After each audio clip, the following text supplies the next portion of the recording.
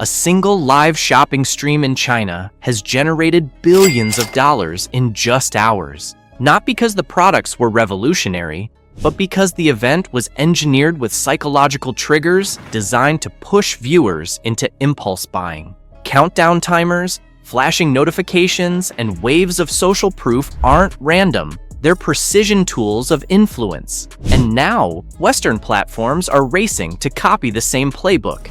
But how did live shopping grow into a market on track to hit $1 trillion?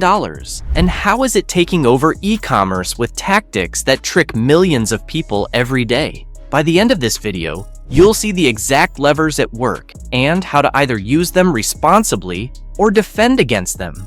Because live shopping isn't just e-commerce anymore, it's consumer behavior engineering at scale. And to understand why it feels unstoppable, we need to look at where it all began.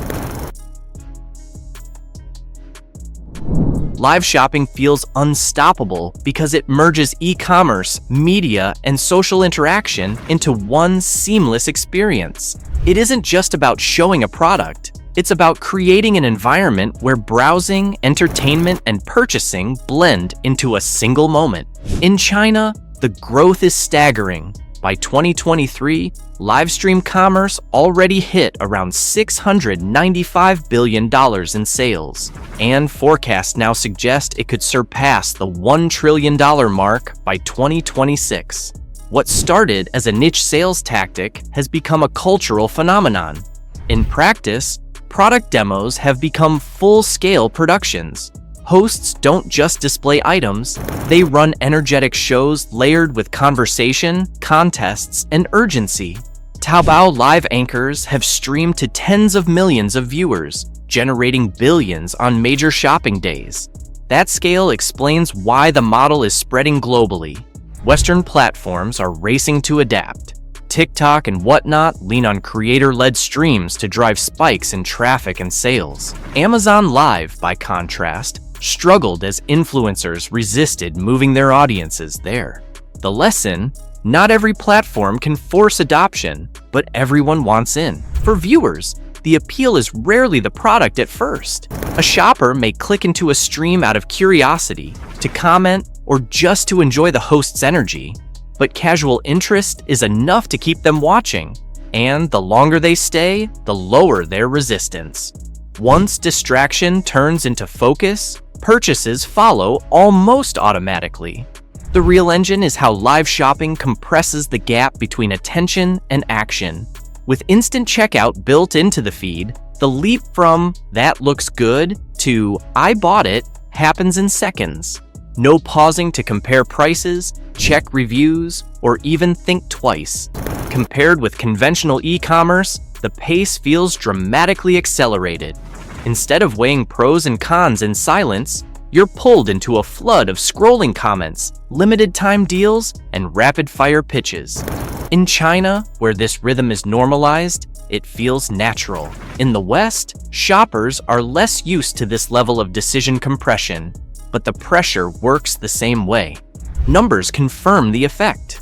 During Singles Day, China's largest shopping festival, live streams have sold out thousands of units within minutes, adding billions in sales in a single evening. One of the most famous examples is Li Jiaqi, known as the Lipstick King. In a single 2021 live stream, he sold more than $1.7 billion worth of products, from cosmetics to household goods.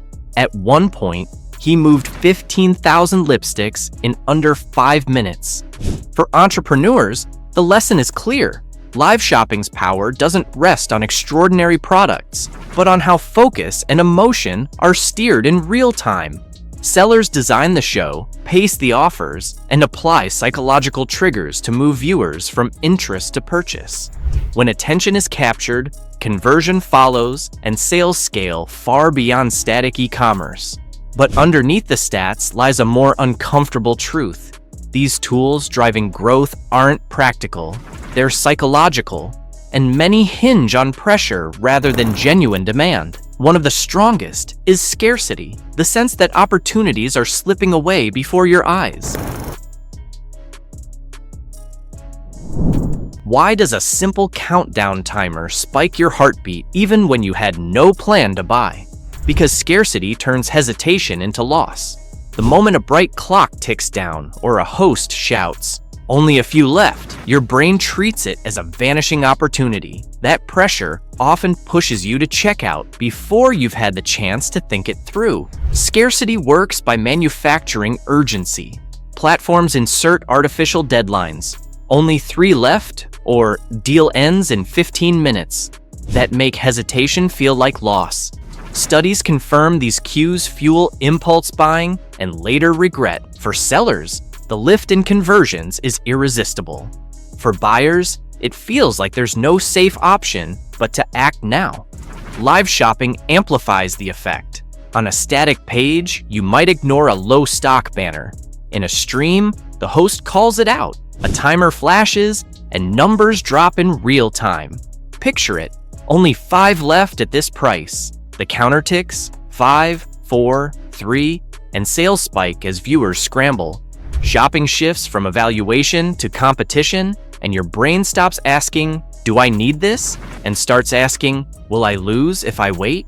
The psychology is simple. Scarcity taps 2 forces at once: fear of regret and thrill of gain. We imagine the pain of missing out, and we crave the victory of securing something scarce. That dual push silences rational evaluation. Academic work confirms this isn't just theory. Scarcity cues accelerate decision-making and increase buyers' remorse. Regardless of whether stock is truly limited, the perception of loss is enough to shift behavior. For entrepreneurs, this creates a fork in the road. Genuine scarcity, limited drops, seasonal bundles, short windows can excite buyers and build trust. Fake last chances erode credibility fast. Endless urgency campaigns turn one-time customers into skeptics. If you use scarcity, make it real and transparent. Because scarcity doesn't just drive transactions, it reframes ordinary products as treasure. A basic hairdryer suddenly feels like gold when framed as one of the last available. People rush not because they need it, but because they fear being left out. And once urgency takes hold, another layer kicks in. It's not just the timer or stock count, it's noticing that everyone else seems to be buying too. That's when scarcity merges with something even more powerful. The pressure of social proof. Imagine you're watching a live shopping stream, and every few seconds a box flashes. 50 people just bought this. At first it feels harmless, but after 20 minutes you start to wonder, do they know something I don't? That's when social proof shifts from validation to pressure. We naturally copy others when unsure. If a crowd is excited, we shortcut the decision and assume the product is worthwhile. Live shopping exploits this by multiplying the cues, purchase alerts, overlays, viewer counts, until buying feels like the default. On Taobao Live, streams display X people just bought this, alongside massive viewer counters, creating the sense of a bustling marketplace. The longer you watch, the more normal it feels to join in. In TikTok Shop, you see thousands of people tuned in, comments flying, and new purchase alerts popping non-stop. Staying passive suddenly feels like being the odd one out. The host amplifies it. Sellers don't present as faceless marketers. They greet viewers by name, answer questions in real time, and build parasocial bonds. So when a trusted host says, "Everyone's jumping on this deal," it doesn't sound like a pitch. It feels like advice from a friend. The mix of crowd behavior and host trust is especially powerful. For entrepreneurs, the takeaway is clear. Real purchase notifications and transparent view counts can validate your offer, but lean too heavily on engineered signals and trust collapses. Amazon Live showed this when many influencers failed to bring their audiences over. The energy of social proof doesn't transfer if it feels forced. At its core, social proof in live shopping is rarely spontaneous. Every overlay, notification, and chat highlight is engineered to normalize buying and reduce hesitation. It can create massive surges of sales in minutes, but the illusion is fragile. The moment viewers sense exaggeration, the credibility evaporates. And while conformity cues push you to join the herd, they aren't the end of the system. Once you're engaged, platforms use something even stickier. Interactive hooks and rewards that turn the stream into a game you can't stop playing. Why are live shopping streams filled with spin wheels, giveaways, and leaderboards? Because gamification turns shopping into a game, and games are hard to quit. Gamification means borrowing mechanics from games, rewards, progress bars, random prizes, and applying them in commerce. In live streams, that looks like coupons unlocked after watching, loyalty points for purchases, or prize wheels spun live by the host. These features look playful, but they're built to keep attention locked and wallets open. Psychologists call this variable reward design. Uncertain outcomes that fuel anticipation. Maybe the next spin brings a coupon. Maybe the next auction is a steal. The uncertainty itself becomes addictive. Western platforms lean on it heavily. Whatnot built its model around live auctions for collectibles, where the thrill of beating another bidder outweighs rational evaluation. Viewers aren't just shopping. They're competing and winning. Sephora's live events showed how giveaways can boost engagement by 30% and lift sales by 25%. PopShop Live weaves points, badges, and surprise rewards into sessions to keep viewers loyal. In every case, longer stay time equals higher sales. The effect is visible in the chat. When someone wins, emojis flood the screen, the host celebrates, and the audience feels part of the action. Even when viewers lose, they rarely leave. They stick around for the next chance. Anticipation followed by action locks them in a loop that drives more spending. This isn't accidental. It's casino psychology applied to retail. Variable rewards stretch engagement far longer than fixed ones. The suspense of maybe next time overrides rational product evaluation, shifting the focus from value to excitement. For entrepreneurs, this is powerful but dangerous. Done right, gamification energizes streams, rewards loyalty, and makes events memorable. Push it too far, and you cross into exploitation. Shopping becomes gambling, short-term sales spike, but long-term trust erodes.